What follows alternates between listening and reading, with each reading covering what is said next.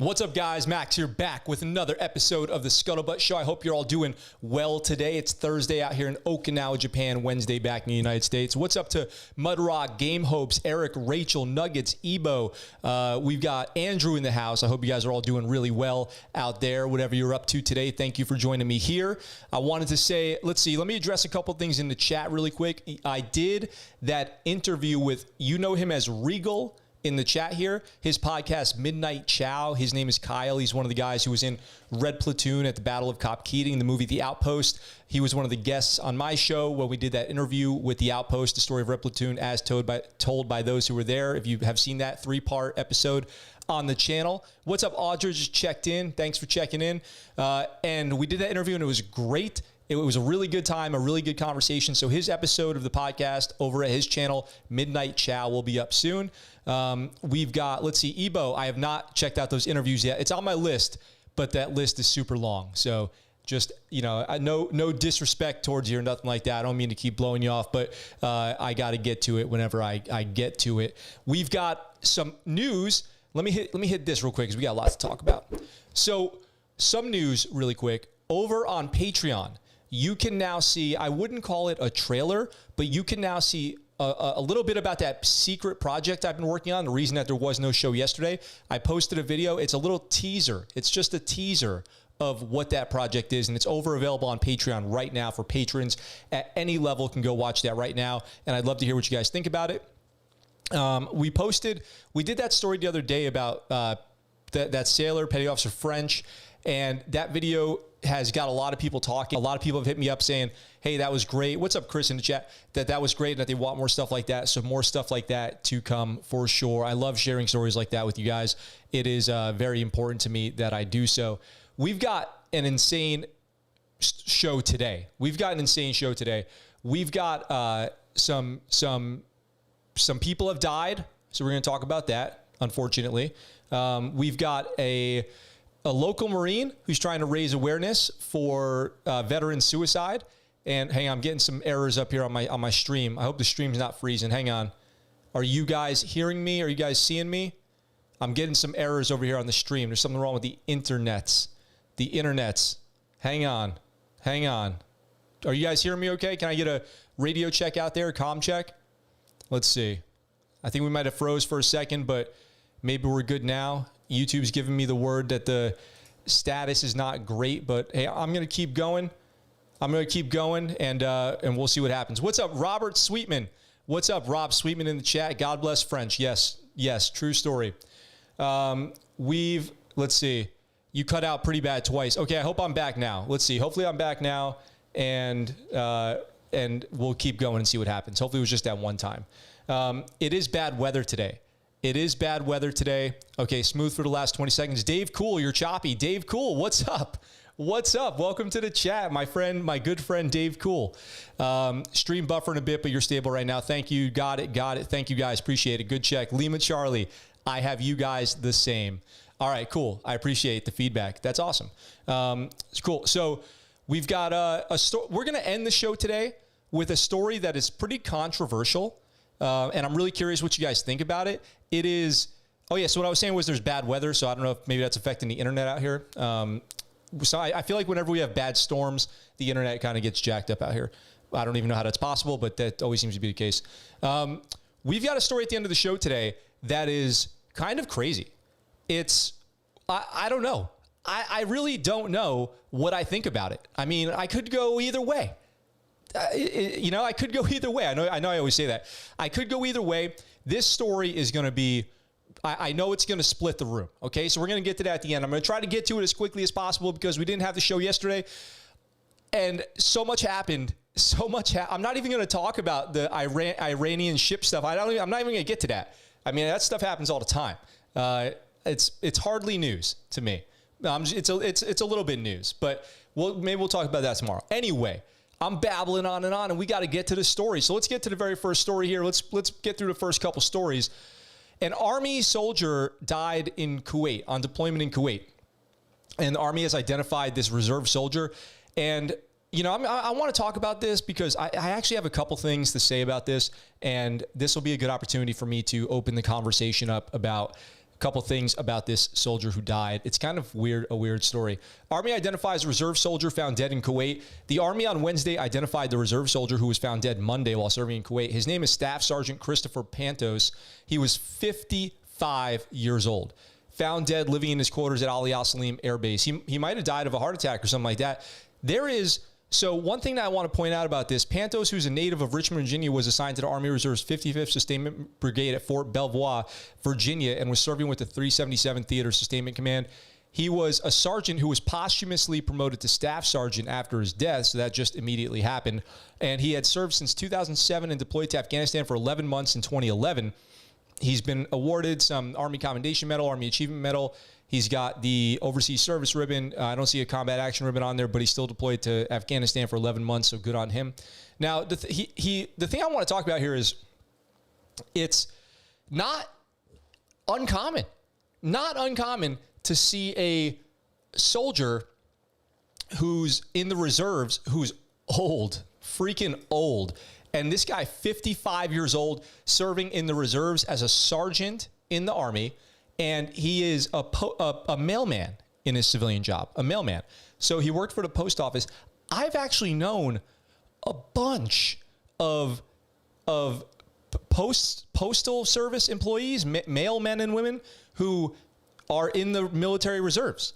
So, and old, like crazy old. And they're out there doing it. And I think that that's really awesome. Like, you don't get that great of a benefits or money being a reservist. So bravo Zulu to all the reservists out there who are working their civilian job, who are working the reserves, and they're, you know, a very average rank for their age, and they're out there doing it, deploying, doing their job. I just wanted to give a shout out to all those people out there. And I also wanted to give a shout out to the post office for having so many great employees. You know, it's actually pretty common. I don't know if you guys can resonate this in the chat if you have this experience too, but I've known a lot of post office employees who have been in the military reserves, and they have served overseas in their 40s and 50s. It's weird. I don't know. It's something about the post office and people in the military. It's kind of a weird thing. Also, just as an aside, and this is not related to that prior thing at all, my least favorite person I ever worked with in the military, who we did not get along. We were able to work together, but we did not get along.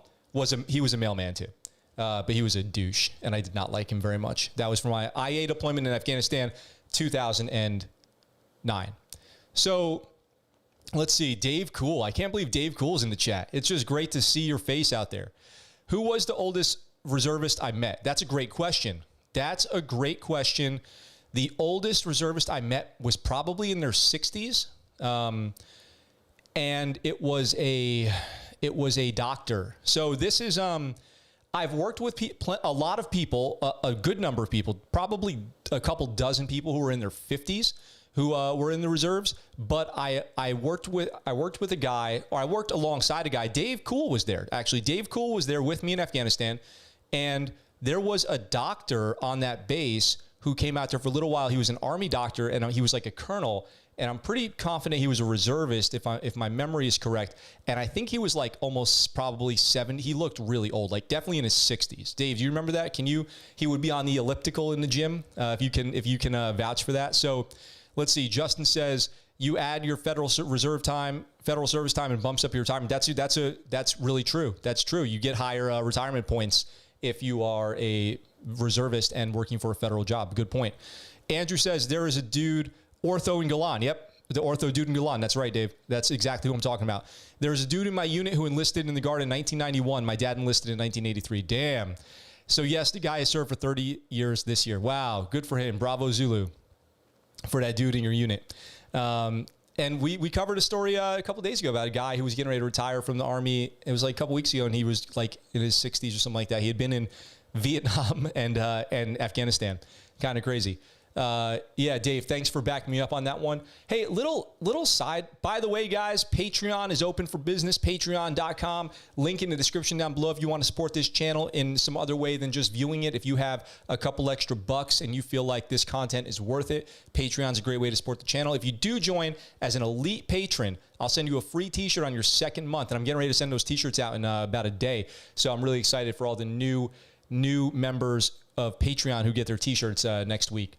So we've got another little story here. Let's see, Vietnam and Afghanistan. Yeah, I'll try to figure out what episode that was. Nuggets, Vietnam and Afghanistan. Graham served for 40 years, started as an E1, retired as an 06, should have been about 58 when he retired. Damn, dude. Damn, that is crazy. 40 years in the military is no joke. That is serious stuff. A lot of high-ranking officers have, and basically only high-ranking officers can do 40 years. So you have to be an officer to be able to do up to 40 years. We've got so I got to get to this. Astronaut Michael Collins, Apollo 11 pilot, dies at 90 years old. Apollo 11 astronaut Michael Collins, who piloted the ship from which Neil Armstrong and Buzz Aldrin left to make their historic first steps on the moon, died Wednesday of cancer. His family said he was 90. He was part of the three-man Apollo 11 crew that effectively ended the space race between the United States and Russia and fulfilled President Kennedy's challenge to reach the moon by the end of the 1960s. I just want to give a shout out to the astronauts out there. To all the astronauts out there, if you're, I don't know if he was prior military, but a lot of astronauts were and are. Look at Johnny Kim out there. Johnny Kim, Navy SEAL. I was having this conversation, I think, with my wife the other day about, people going to Mars. People going to Mars. And the conversation was about who would you send to Mars? And I'm like, Johnny Kim. Who better? Who better? Name a better candidate to go to Mars than a Navy SEAL astronaut doctor. There's nobody better. He's the greatest candidate to go to Mars ever. He's got every required qualification. If there's aliens up there, he can fight them. If there's wounded aliens up there, he can heal them. And he can just get there in the first place because he's an astronaut. He's got, name someone better, I'll wait. Show me someone better to go to Mars than Johnny Kim. There is no one better. Bravo Zulu to Johnny Kim. Navy SEAL, astronaut, and doctor from Harvard. Yeah, there's no one better. So we've got a lot of people out there in the chat who are thinking about joining the military, who aspire to join the military. We've got retired Marines out there. We've got veterans, retired Navy. We've got everybody, retired Army. We've got everybody in the chat. The Marine Corps is changing, but it's really coming home, okay? The Marine Corps is changing, but it's actually coming home. What's the Marine Corps' job? What do you guys think the Marine Corps' job is? Drop it. If you think it's anything other than amphibious assault and destroying the enemy, you let me know in the chat. The Marine Corps' job is amphibious assault and destroying the enemy, bringing the hurt to the enemy. That's it. That's their only job. That's what the Marine Corps does. A lethal fighting force. First to fight, okay? The last time that the Marine Corps conducted a maritime invasion of an enemy nation was Afghanistan, okay? Operation Anaconda. Largest maritime invasion ever. And now the Marine Corps is going back to its ways of being a amphibious assault maritime force who are able to deploy and invade and land and storm beaches, and they're doing it in smaller and smaller teams, which I think is cool because the decentralized force is the way of the future as we're preparing for a global type conflict. So Earl says first in, that's right. First in, first to fight. Semper Fidelis. Marine Corps is known as a force of young warriors, and that's about to change. Close with and destroy the enemy by fire and maneuver, Mudrock. Mudrock knows the deal. Mudrock knows he's an expert on the subject. So Mudrock knows the deal, and that's right. Close with and destroy the enemy by fire and maneuver. That's the Marine Corps' job. So the Marine Corps junior enlisted ranks make up nearly half of the force, with most leaving the service after just one 4-year term. That's not very good retention. Now, leaders say that they need to change the service's personnel models to build up more senior ranks as Marines face new threats. They're going more for small unit tactics. Small unit tactics, including infantry squads, need to be led by a staff sergeant. Commandant General David Berger wrote in a new update to his 10-year force design plan.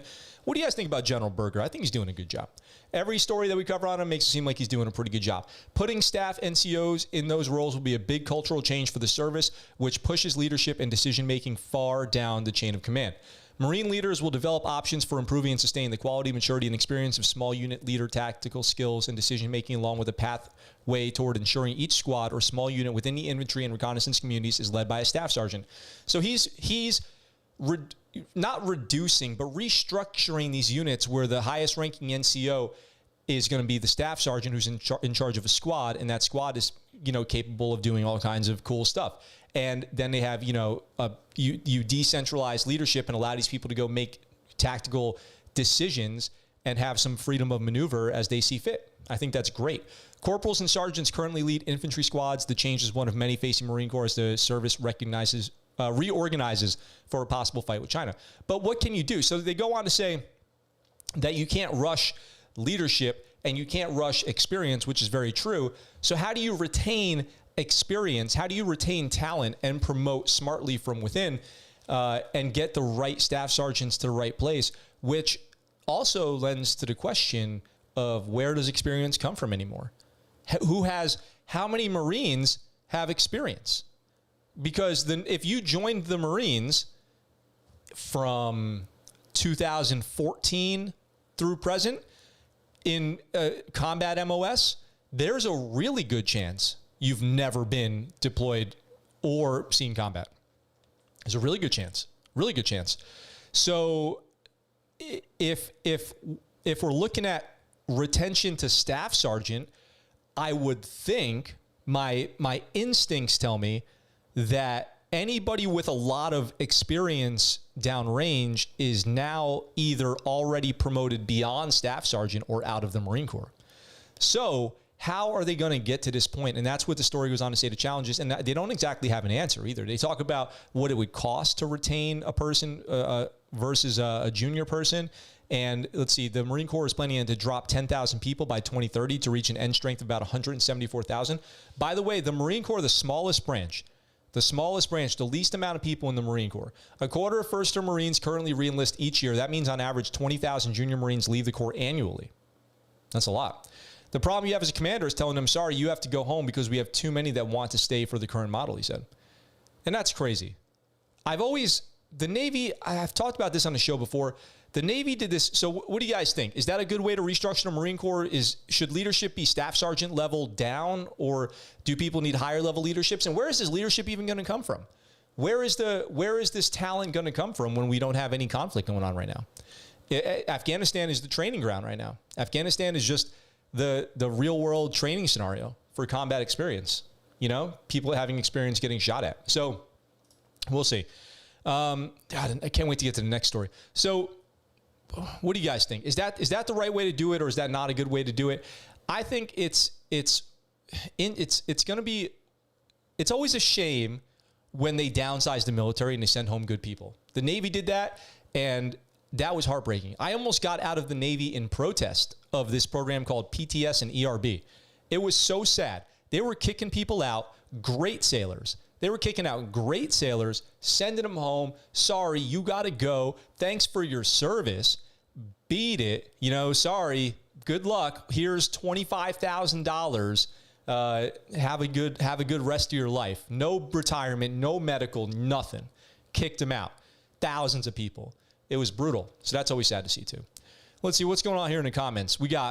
Let's see. Eric says Mudrock is the expert. Andrew says, ironically, Army is going back to division forces and away from the brigade combat team. Crazy. Regal says, I was told by Marine E5, the Marine Corps is the test, and if you re-enlist, you fail. That's pretty good. Andrew, my little brother, E3 with 7 years of experience, true terminal lands. Nice. Mentorship or leadership? Yeah. Dave, thank you. It's really nice to see you, and I miss you, bud. You're a great dude, and it's always nice to see your face, even on a small little icon there on the screen. Go be safe, do some good work. Army E6 is standard for squad leader. Yeah, Army E6 is standard for squad leader. ERB was an abortion. Oh, dude, that's a great way to put it. That's a great way to put it. Make the service less blank and people might stay. Maybe. That's true. That's true. But then people just say the military's going soft, so you can't win. The military can't win. If they made it suck less, people would say it goes soft. If people make it suck more, people get out, and they say it's too hard, so you can't win. I'm going to blow your guys' minds. I can't wait to tell you this. I can't wait. Can't wait to tell you this. I'm so excited. I'm so excited. But before I do, can we get some likes on this video? 60 viewers, 9 likes. Can we drop a like? Can we get a like? It really helps the channel out to get those likes and those shares. So share the video because I am about to blow your guys' minds. You are not ready for this information. I'm telling you, as a fact of the matter, I'm going to tell you this next thing. I mean, when we get to it here, you're going to tell me I'm a liar. And I'm going to show you the proof, and then you're going to say I do not accept your proof. You're going to say, Max, I used to like this show, but now you're full of it. You are a liar. You're a dirtbag. Why would you do that to us? I'm not lying. I'm telling you guys the truth. This is one of my favorite facts of all time. One of my favorite tidbits of information that I have in my pocket, in my brain, on my iceberg. And if a penguin gets on and that penguin of knowledge that I'm about to share with you guys gets off, I'll be devastated. Let's get to it. Why waste any more time? Local Marine does push-ups for a nickel to prevent veteran suicide. Look at this guy. Is he 25 or 65? That's my question for you guys in the chat. Is the person you're looking at on your screen 25 or 65? Frank Menard, a U.S. Marine Corps veteran, is doing push-ups all over town. So far this month, he's done about 6,000 push-ups, all to raise money to prevent veteran suicides. Working with the nonprofit Mission 22, Menard has gotten pledges from people committing to donate a nickel for every push-up he does this month. The whole purpose is to generate awareness, Menard said. People don't know on average 20 veterans a day are committing suicide. We want people to know so that we can stop it. So he's doing the, he's doing the 22 a day push-ups thing, but he's doing a lot more than 22. What do you guys think about as far as push-ups to raise awareness for veteran suicide? Is that a good way to do it? Does that help? Do push-ups save lives? You guys tell me in the chat. 20 of my 22 years as a Marine, I was recruiting, Menard said. Full-time recruiter. So when I decided to retire, I said, you know what? I spent an awful lot of time getting kids to join. Maybe I can help them on the back end. Unfortunately, some of the guys that I enlisted never came back. In the Marine Corps for 22 years, he's been retired for about 25 years, so he's definitely in that 60s age. He retired from active work this January, but spends his time volunteering at the Military Heritage Museum in Punta Gorda and as a member of the local Port Charlotte Marine Corps detachment. So he's raising money. He's raising awareness. I think that's really good. He's on a mission to raise awareness about suicide, and he's doing it through push-ups. So my question to you guys is, do push-ups save lives? Is that a good way to raise awareness about suicide? That's my question for you guys. That's my story. And now that we've done that story, now comes the piece of information that I've been waiting to give you guys. Let's see. Whatever raises awareness, hoorah, old vet. Max, if you lied, I would leave this channel and take the kids, but finally people are raising awareness anyway helps. Sounds like something a liar would say, Austin says. Austin, thank you. I'm about to. So I haven't even given you guys the thing yet, okay? Oh, man. I am so excited to share this with you guys. Okay, enough babbling on. I'm killing it. I'm killing my vibe, my own vibe here, okay? So let me ask you guys this, okay? Let's do a poll. What do you think is the world record for most consecutive push-ups without taking a break? What do you think is the world record for most consecutive push-ups without stopping? Do you think it's 200? Do you think it's 500? Do you think it's 1,000? Or could it be more than 1,000? I don't know. Could it be 10,507? Super Saiyan. Could it be 10,000? I just totally messed up my whole thing here. Could it be 10,507 without taking a break? 10,507? The world record for the most number of nonstop push-ups is 10,507 by Minoru Yoshida of Japan, which was achieved in October 1980, breaking the record of 7,650 by Henry Marshall from 1977. Sometime after the record, Guinness stopped recording nonstop push-ups with no rests and instead started recording most push-ups in 24 hours with as many rest periods as you want. And the number of that is like 1 million or something. I think it's here. Most in 24 hours, 46,000, not 1 million. There's something about 1 million sit-ups or something. Somebody got 46,000 push-ups in 24 hours, but 10,507 push-ups in nonstop. And that's a Guinness World Record. So you know it's verified. Guinness World Record. So it's verified. There was a person there monitoring it, observing form. I know. The questions in the chat make sense to me. How? You know, I've done the math.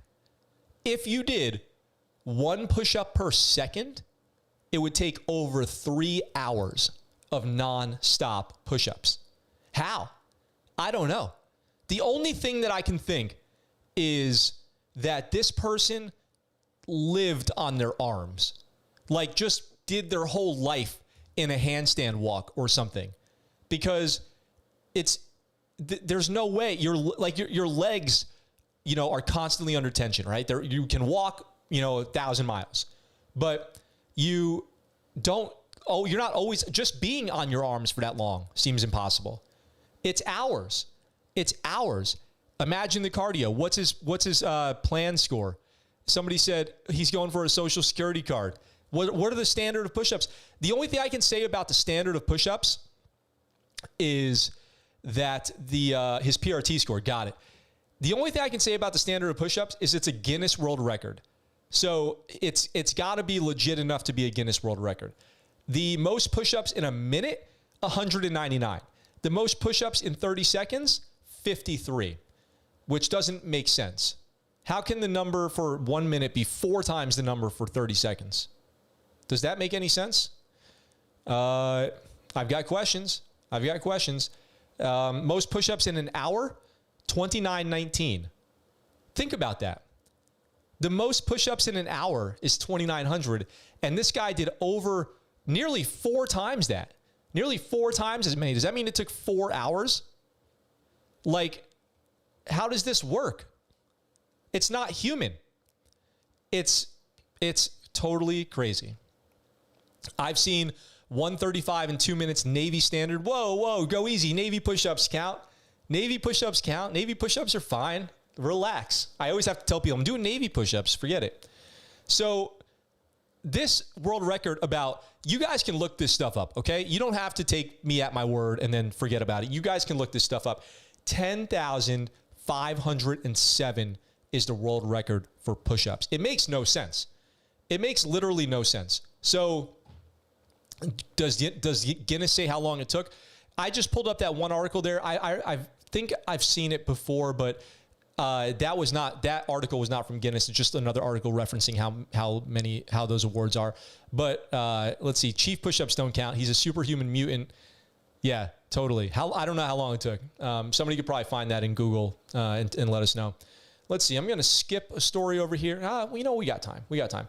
By the way, guys, I'll be streaming Enlisted probably after this. After the show is over, I'm going to take my dog out for a walk, and I'm going to come back. I'm going to stream Enlisted. So if you guys are excited, you can check that out. And then you guys can also make sure you check out ScuttleButtShow.com for all your great merch, like the shirt that I'm wearing right now. I know you guys probably are wondering, Max, do you ever wash that shirt? Do you wash that shirt? Do you wear it every day on the show? To answer your question, I do wash it. I wash it probably twice a week, so I do wear it multiple days in a row. I wear it only for the ScuttleButt Show, and I take it off. I'm not wearing it before. I'm not wearing it afterwards. And I wash it probably twice a week, and I also have been doing this for like a year. So the shirt's obviously high quality. So you can get all this merch at ScuttleButtShow.com.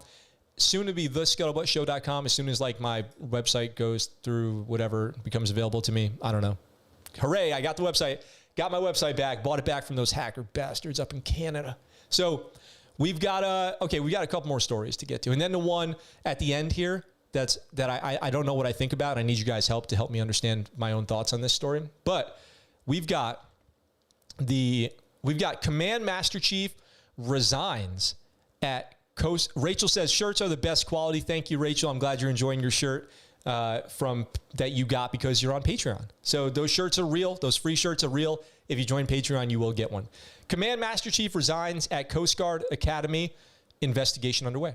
The Coast Guard Academy Senior Enlisted Leader Command Master Chief Brett Verhulst, with a name like that, when he's not busy being the bad guy in Wolfenstein, he's doing some mischief over at the Coast Guard Academy. So resigned his duties at the Coast Guard Academy on Tuesday and is being investigated over alleged inappropriate conduct. I mean, just look at him. Just look at him. He's an old salty Master Chief, and he's been inappropriately conducting himself, allegedly. A spokesman said Wednesday that the Coast Guard Investigative Service is looking into the case, but declined to say more about it, citing the investigation. So the Coast Guard cannot provide details at this time in order to preserve the integrity of the investigation, but he has resigned, which is resigning an admission of guilt? Let me ask you guys that. He had served as the Academy's Command Master Chief since 2017. His primary duty was to serve as an advisor to Kelly on initiatives pertaining to the entire Coast Guard Academy workforce. So he's still in the service, and he's been assigned to the Coast Guard Research and Development Center in New London, Connecticut. So it doesn't say much else about him. He was the Master Chief for the 17th Coast Guard District in Juneau, Alaska. By the way, the Coast Guard up in Alaska puts in work. Bravo Zulu, shout out to the Coast Guard in Alaska for all the rescues and good work that they're doing up there in brutal weather conditions and freezing cold waters. They're heroes up there. Master Chief Anthony Schell will serve as the interim Command Master Chief. Master Chief Maria D'Angelo is expected to become the Academy's next permanent Command Master Chief this summer. Verhulst did not respond to a request for comment. So yeah, the Coast Guard's got Master Chiefs. The Coast Guard's got the same rank structure as the Navy, and they are usually pretty good. We don't have to cover a lot of weird stuff on the Coast Guard, frankly. Doesn't come up too often. Negative stories about the Coast Guard. So that's too bad that we got one. Too bad that we got a Master Chief having to resign out of the Coast Guard. That's a bummer. So, you guys, thank you. Okay, so he looks like he shops at Victoria's Secret. Austin says it's pretty funny. 100% I'd say an admission of guilt. Andrew says it's not an outright admission of guilt. It is not. I agree. It is not an outright admission of guilt. Sometimes I believe if people are accused of something, and they're in a leadership position like that, they might resign just to have the command regain confidence in leadership. Because once you're accused of something, you kind of are guilty no matter what. The Canadians, man, I know. Let's see. If you resign when a scandal pops up, I mean, he's got to be guilty. Yeah, the only thing I would say is considering that if you would want the wellness of the Academy, if you feel like the wellness of the Academy depends on the confidence that they have in their leadership, and you feel like you have damaged that confidence, and you think resigning could make it better, maybe you would take the hit and resign. I don't know. It's just guessing. If I had to play devil's advocate and come up with a reason other than being guilty that you would resign, that's it. That's what I can come up with. So you guys know my specialty in the Navy was flying drones, right? The second half of my career in the Navy, which is the one that I am most fond of, my most fond memories, okay? My probably most valuable skill set that I took from the Navy was drone pilot. Although we don't call them drones, we would call them UAVs. Drones is like a civilian term for it. We would call them UAVs. So that's my greatest accomplishment in the Navy, was being a drone pilot. Now, the Navy has all different types of drones. And some of them small, some of them big. Let's see, what do we got? Robert Sweetman says, Craig Roberts is on the chat, served in Vietnam on a tin can. Welcome this old sailor. Hey, welcome, Craig Roberts. Thanks for joining us. Hell yeah. That's awesome, Robert. Thank you very much. I'm assuming he was brought here by you. You invited him to the chat, so I really appreciate that. Thank you for sharing the channel. That's awesome. Thank you very much. Yeah, that's basically how I see it. Guilty or not, the command structure needs a fresh face because the accusation alone will color people's opinions. This may not be an admission of guilt, but accepting a pardon is legally defined as an admission of guilt. Well, it does, but it does not say if he accepted a pardon or anything like that. That information was not in the article. But yes, that's a good point. Hoo-yah. Yeah, let's go. Hoo-yah. Let's get a hoo-yah for Craig Roberts. That's awesome. Thank you. I'm honored. I'm honored to have a guest like that on the show. It means a lot. So I was talking about being a drone pilot, right? Flying unmanned aircraft systems, unmanned aircraft vehicles. The Navy's got all types, large and small. You know, the Air Force has all kinds of drones, giant ones, giant flying machines out there. And, you know, we've been supported downrange by all types. And one of those types that was one of the first to come across my radar, so to speak. Audrey says, hashtag super legit. Thank you. Yes, hashtag super legit. Let's get a hashtag super legit for Rob Sweetman. By the way, go check out the podcast we have with Robert Sweetman. Go find him on the channel. And our video of existential technologies on the YouTube channel, way down at the bottom. An old video down at the bottom from vlog style video. Rob Sweetman's a great dude. and a great American veteran, and it's an honor to have him in the chat. So we've got one of the first drones that I ever heard of in the Navy was the Fire Scout. The Fire Scout. It was a helicopter-style drone, or it is. I should say it is a helicopter-style drone. It is flown off of ships, and it is operated and maintained by helicopter squadrons. So we've got a story here. Unmanned helicopter crashes into Navy ship, damaging the hull. So if you're listening on the podcast, we've got a Fire Scout here on the screen. It looks like it's being plugged into power. That looks like a power cable from, what are those old generators called? A 108? A 108 cart? Correct? Help me out in the chat. Is an old aviation generator called a 108 cart? That looks like a power cable from a 108 cart. And they're plugging it into the Fire Scout to go do some maintenance on it on the flight deck. And this thing has got cameras on it. It's got sensors. It flies around. It takes off and lands from ships, all that stuff. But it just crashed into a ship. That's about as bad as it gets. One of the greatest sins you can do, if not the worst thing you can do as a UAS operator, is crash your drone into other gear. It's one of the worst things you can do. I've done it. I've crashed drones into up-armored vehicles, a MAT-V, right into the side of a MAT-V. The MAT-V didn't care. My drone was crushed, crippled, pushed the whole front end into the back end. My first deployment. Oh, man. Totally embarrassing moment. So take my word for it, okay? If you want to ruin or at least damage your credibility as a drone pilot, go ahead and fly your drone into somebody else's gear, okay? The worst thing you could do is fly your unmanned aircraft into a manned aircraft. So flying your drone into a manned aircraft is the worst thing you could do, period. So, I see that I'm frozen again. Oh, geez. Here we go. I'm back. It's telling me I'm back. Comms check. Anybody out there got me? So YouTube was telling me that I had a frozen stream, and now it's telling me I have a good stream. So let me know. Do you guys hear me? I don't want to have you guys miss any of the story. Smushed Puma. Yeah, exactly. If you guys want to know more, you can look up what a Puma is, and you can see some more information about that. So we've got this story of a Fire Scout.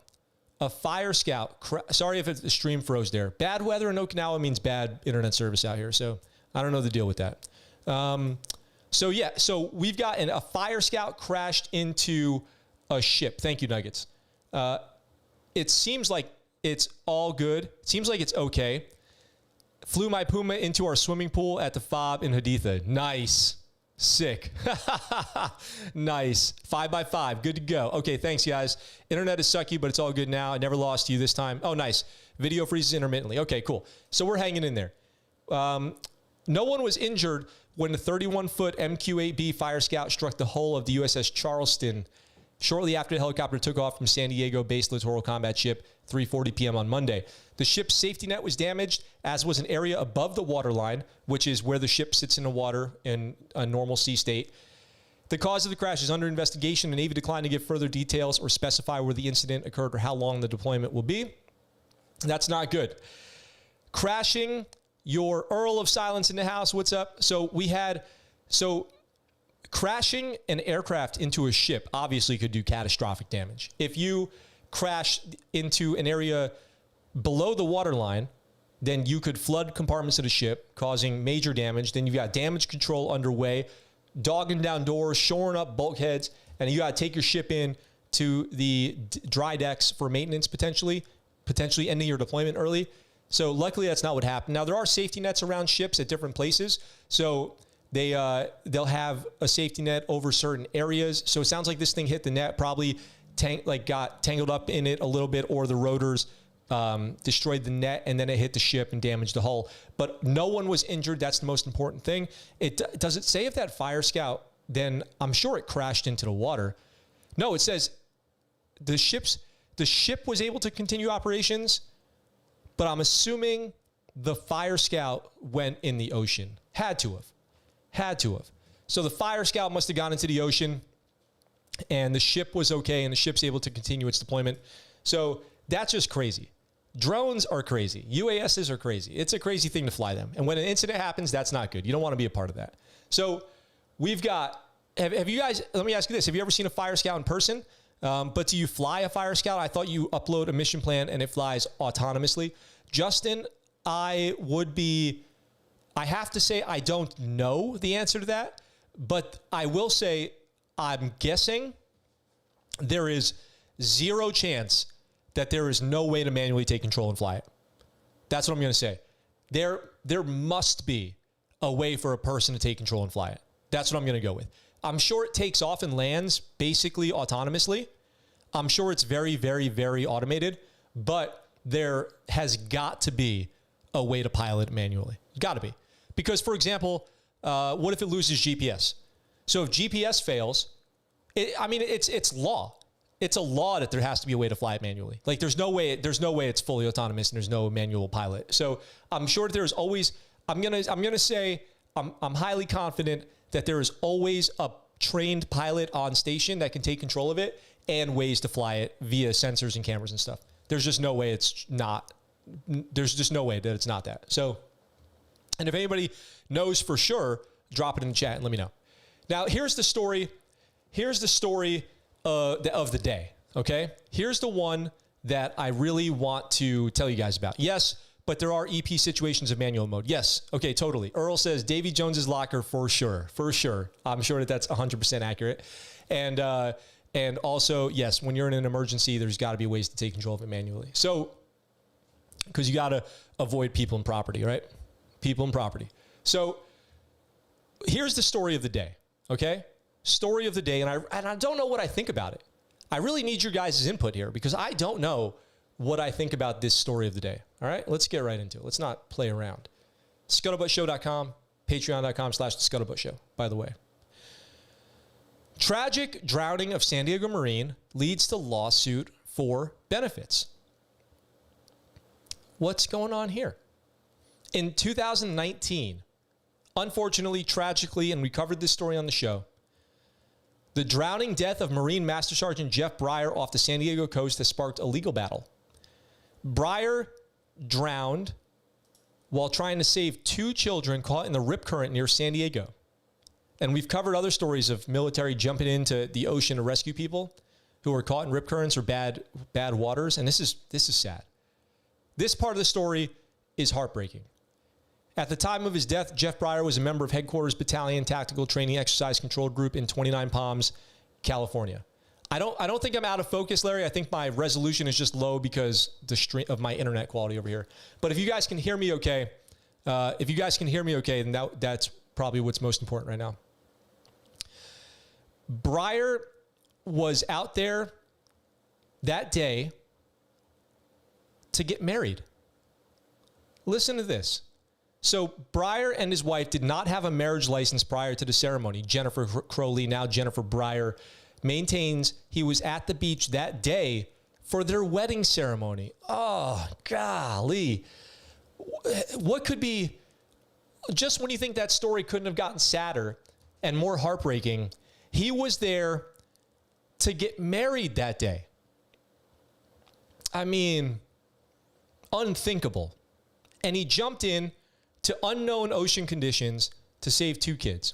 Jeff Breyer's mother, Debbie Robinson, however, here's where it gets controversial, okay? We're going to switch modes now from mourning the death of Master Sergeant Breyer to now having a discussion on what should happen with his benefits. Jeff Breyer's mother, Debbie Robinson, however, previously told Marine Corps Times that the ceremony was not a wedding, but something closer to a promise ceremony, emphasizing that the couple did not have a marriage license. The Marine's parents have not responded to Marine Corps Times' request for further comments. Eventually, the Supreme Court of the state of California issued an order establishing that Breyer and Crowley were legally married as of September 22nd, 2019. Because of the lack of marriage license, Breyer's parents were treated as the next of kin by the Marine Corps, giving them the ability to decide on his burial and ultimately led them to receiving the Marines' SGLI benefits, also known as, or Service Members Group Life Insurance, his $400,000. The first legal battle was over Breyer's final resting spot. His parents requested to be buried in Arlington, while Jennifer said his final wishes were that he be cremated.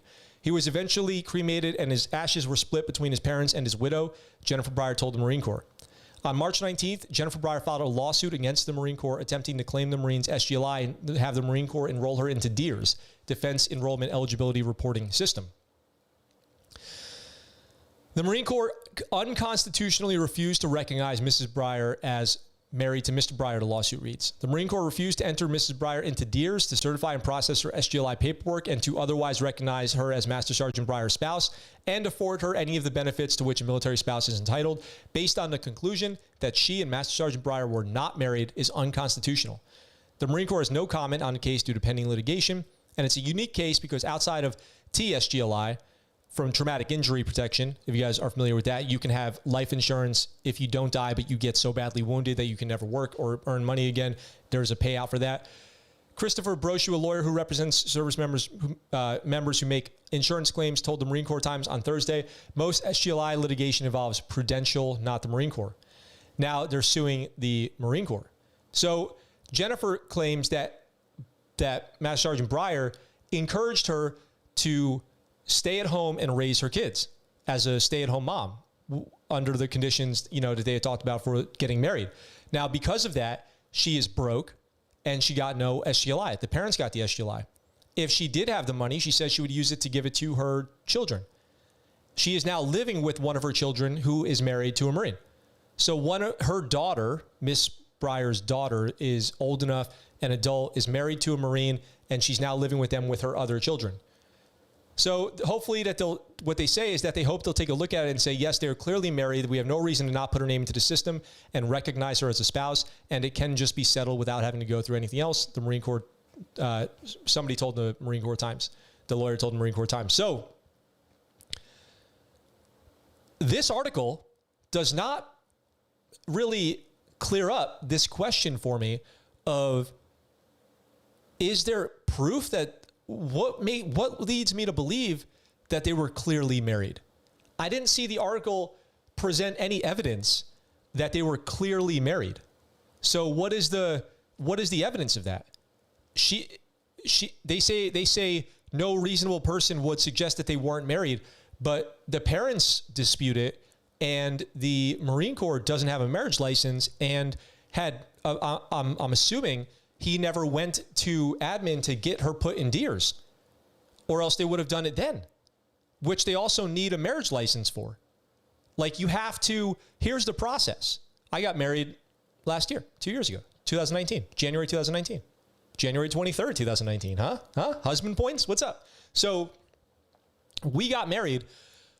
Then we took our marriage license to her admin, and they put me in DEERS.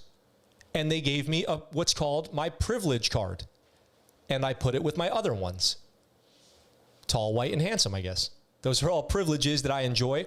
I acknowledge that. Not handsome. I'm being a little facetious there. But that's what I said in the office. I said to my wife, when they gave me the privilege card, that's what they call it. I thought it was so stupid. They call it the privilege card. They give it to you. And they're like, here's your privilege card. And I'm like, privilege card? This isn't called like an ID card or like a veterans benefits card. You guys call this a privilege card? And she was like, yep. And I looked over at my wife and I said, I'll just put it here with my other ones. Thought that was pretty funny. So anyway, that's the process. So if he didn't do that, if he didn't go update his DEERS, and I'm sure that we've all heard horror stories of people not updating their DEERS and having problems with benefits. So like, if you don't update your DEERS as to who gets your SGLI, who gets your GI Bill, which maybe that's not DEERS, but you have to go in there and update who gets your GI Bill and sign a page 13 about that. If you don't do that stuff and then you die, you're kind of screwed. And that's the way it is. And that's the way it's always been. I've known that. People in the military know that. That's not a shock to anybody. That's known. Especially if this guy's a master sergeant. He knows that. He's an expert at this. He's the subject matter expert on administrative stuff. If you're a master sergeant, so he didn't update his DEERS. There's no disputing that. Now, you hear about these nightmare stories about in-laws not liking spouses, and I think it's such BS. I hate it. I hate that. BS.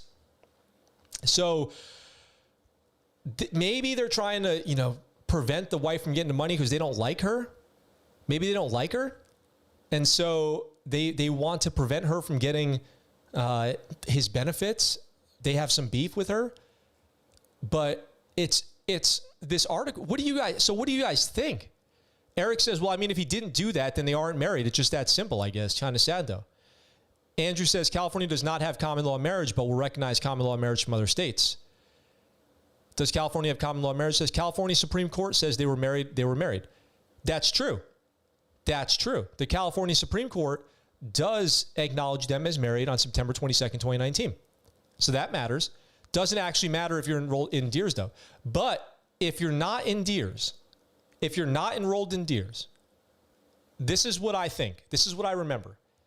If you're not enrolled in DEERS, then the military cannot legally give your money to someone else.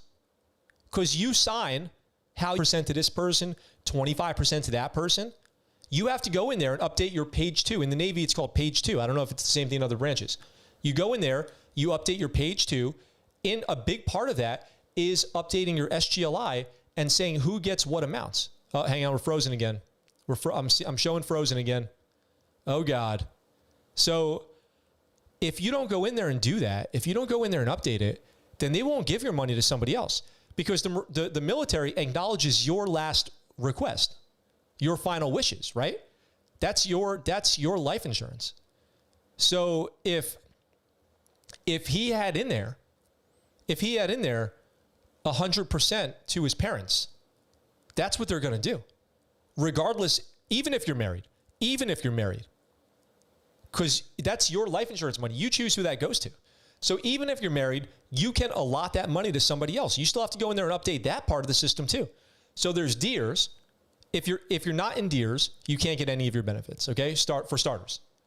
If you're a dependent and you're not in DEERS, you can't go to the doctor without major problems, major administrative problems. They'll turn you away. Can't get on base, can't get an ID card, none of that. If you're not in DEERS, you get nothing. Nothing. Even if you're married, you can allot your SGLI to somebody else besides your spouse. You can have it go to your parents or your brother and sister or your kids. Now, let's see. Andrew says SGLI is totally different, like the beneficiary is who gets it, but other benefits for married people is separate. Yeah, that's what I'm saying right now. So SGLI, your service member's group life insurance, your $400,000 if you die, then whoever you have that set to go to is who's going to get it. Eric says, yeah, if it's not updated, then she's not going to get it. It's just the way it is. Yeah, that's just the way it is. So I'm not really sure why she's suing. I mean, it's her word that that's who he would have wanted the money to go to is her. But maybe he didn't. Maybe he didn't update his page 2 on purpose. Like, for example, it's safer to put SGLI money towards an estate or trust for children who can't legally take a hold of the money. Yeah, there's all kinds. If you're savvy with your SGLI, there's all kinds of stuff you can do with it. I think mine was always set to go to a friend of mine who I trusted to do the right thing with it as far as divvying it up amongst people who needed it. Like, I had one friend who was my beneficiary for 100%, and his, understanding was if he got that money, he should use his best judgment to give it to people I was close with who needed it the most. That was what I did. That was what my SGLI was signed over to. I think the real fight is about other benefits, not just SGLI. Sure. TRICARE, right? Because I don't know if I actually think that she should get his SGLI. I've kind of talked myself into thinking that maybe she is not the person who should get his SGLI. Maybe it should be his parents, because he didn't update his page 2. He could have updated his SGLI. You don't have to be married. Even. Let's take this another step further. I just said I had it signed over to my friend, right? You can have your SGLI for anybody. It can be anybody. It doesn't have to be next of kin. So he could have gone in and updated his SGLI to go to his fiance anytime. Why didn't he do that? It really begs the question, doesn't it? It really makes you wonder. So since he didn't do that, I don't know. I'm everywhere with this. If the California Supreme Court recognizes their marriage as September 22nd, 2019, and that they were married before he died, the right thing to do for the Marine Corps would be enroll her in DEERS and take care of her and her family as a widow, but not necessarily give her the SGLI. Because, and this is a military horror story right here. This is a military horror story because he could have got in there and updated this anytime. Robert Sweetman says he knew what to do if he wanted her to have it. Yeah, that's what I've worked that out. That's where I'm at now with this. He knew what to do. He could have done it anytime. He either was being lazy because he's a master sergeant. He knows what to do. He knows what to do. He's a master sergeant. Like I said, he's the subject matter expert on this stuff. He's the guy who counsels Marines on this stuff. So the right thing to do, in my opinion, would be get her benefits as a widow. And I don't think she should get the SGLI.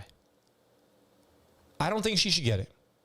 I don't think she should get the SGLI unless it was in a will. If it wasn't in a will, there is no standing. I agree, Andrew. Audra says, I knew an LT who didn't update his page 2 after he got married and unfortunately passed away. Yeah. Yep. Plenty of stories of dudes leaving it to ex-girlfriends on accident. Yep. They'll do that too. You know, you don't think you're going to die, right? I get that too. I get that. He didn't think he was going to die that day if he went to the beach to get married. So maybe he just wasn't in a hurry to do it. And then that's laziness and poor planning, right? And that's sad. It's totally sad. But to presume now, post, death, that to know his intentions doesn't seem like the right thing to do. You know what I mean? Because now that we have had this conversation, this discussion, and we all realize that he could have updated his page 2 anytime, and given his money to anybody or an estate. And he did not have an updated will. And there's debate over whether or not he was even married. Then I think like I said, I think the right thing to do is take care of the family as a widow and give the SGLI to the person that he had in his page 2. That's it. That seems like the right thing to do. Then if the parents don't want to support the spouse, then they're assholes. Then they're just assholes. The heat should be on the parents, not on the Marine Corps. What are they doing? If they knew, if the parents, even if this was a promise, I'm switching gears. Attack the parents. All right? Attack. If the parents knew that even if it was a promise ceremony, that he loved this woman enough to go to the beach with her that day and even have a promise ceremony, and that he was going to take these kids as his own, then they should hand over some goddamn cash. Buy some shares of Apple and give them in the kids' names. Do the right thing. The in-laws are being stingy. That's the truth. Once again, the ScuttleButt Show has gotten to the bottom of it. We've unveiled the truth about this story right here live. You saw it live. They should do, the parents of this guy should do the right thing and take care of his fiance, spouse, wife now. You can say it because the court acknowledges they're married. That's his wife, legally. There's no dispute in that. The parents are being douchey, behaving douchishly, not super legit. Hashtag not super legit. The super legit thing to do would be to take care of the spouse. And Andrew says, unless he has children of his own who are, nothing about that's mentioned in the article here. So I don't know if he did. So it says that the wife, Jennifer, is that it? Is that right? Where is it? Jennifer Crowley had kids, her own kids. So give some of the money, split it, do something. Fighting for the body is simply awful. Well, you know, I understand that people can have really deep-rooted beliefs on what to do with a body after a person dies. I respect that. I've got nothing to say about that. People have really strong feelings about what to do with the body of a person after they die. All right, I'm seeing no data on the stream again. So let me give this a second. My blue light might shut down sometime soon. Let me give this a second and see if my stream comes back. I don't know. Can you guys hear me? I'm seeing no data. Okay, we're back to excellent condition.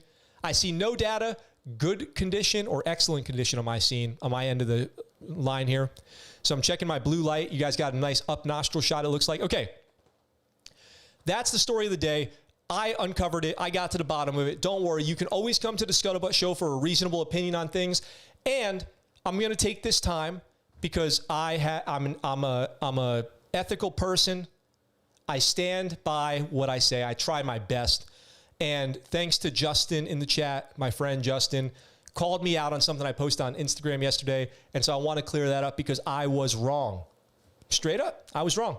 I posted something. It was a little misleading. Let me pull it up here so I can quote it directly for you. And I'll probably be deleting it after this episode. I said last night on Instagram, I said, this is a reminder that California went out of its way to make it legal to not disclose your HIV status and is now trying to mandate disclosing your COVID vaccine status. That statement, which I made that I would call more of an emotional statement, because it was me speaking from like a personal feeling of frustration than it was factual. Let me correct myself a little bit. California did not make it legal to not disclose your HIV status. It is actually still illegal, but it's a misdemeanor with a penalty of up to 6 months in jail to put somebody at risk of HIV without telling them that you have it. So basically having sex with somebody or something like that, you know you're HIV positive, and the person you're having sex with, you didn't tell them that. It is now a misdemeanor, penalized by up to 6 months in jail. And I said it was legal, so I want to correct myself there. It's just factually not accurate. That's true. Justin pointed out. It's a good point.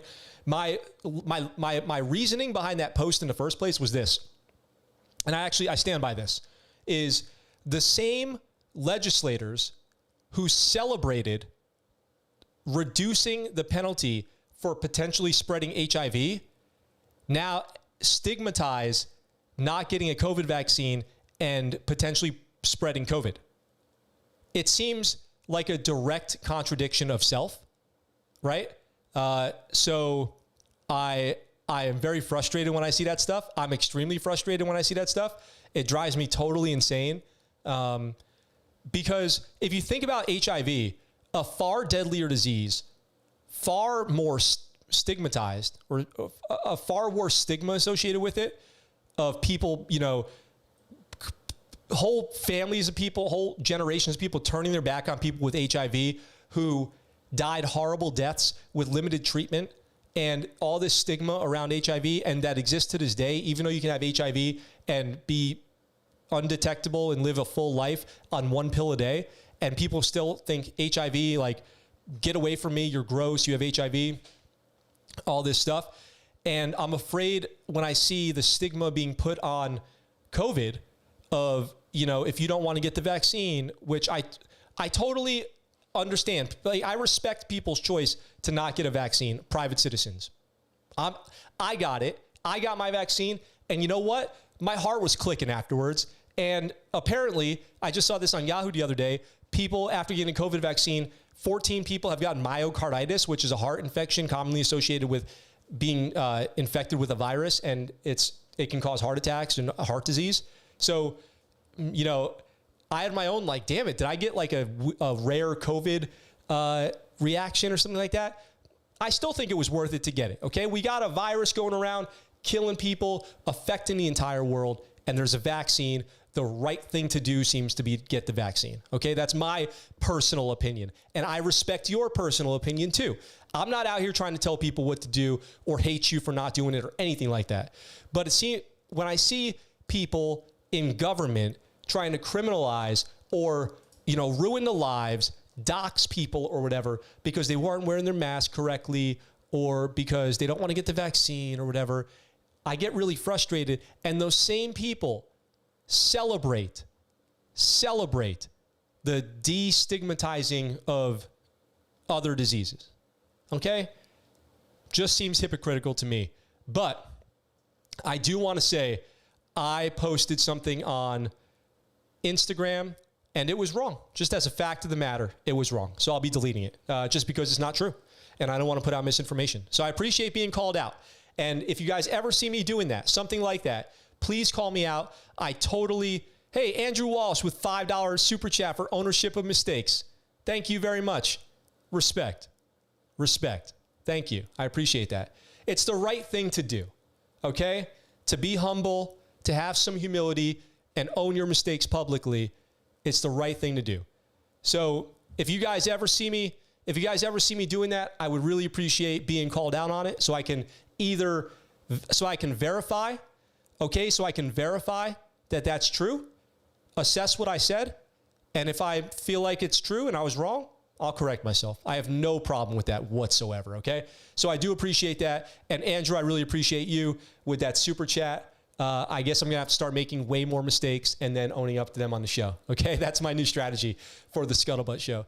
So you guys are awesome. You guys are a great group of people. Oh, also a quick shout out to my team, my old team back in San Diego for sending me out a coin. They made a coin for our command, and they thought of me. And they said, hey, do you want one of these coins? We got new coins. You were a member of the team. Do you want one? And I said, yep. And I bought it, and they sent it out to me, so I appreciate that. Shout out to my Navy family out in San Diego. Love you guys. A lot of respect for you all, and I appreciate when you tune into the show. So, like I said, I'm going to get going for today. That was an awesome show. We have another awesome show tomorrow. I'm going to go take care of my doggo, my little puppy, my sweet little girl, take her out for a little walk and go to the bathroom and all that, maybe do some training. And then I'm going to be jumping on and playing some Enlisted probably. So look out for that, and I'll chat with you guys more while we're playing a couple games. And because the weather kind of sucks here today, so it'll probably be an inside kind of day. With that being said, I appreciate you guys as always. Thank you for joining me today. I look forward to talking to you guys all very soon, in like an hour probably. And I am out for now. What you just said is one of the most insanely idiotic things I have ever heard. At no point in your rambling, incoherent response were you even close to anything that could be considered a rational thought. Everyone in this room is now dumber for having listened to it. I award you no points, and may God have mercy on your soul.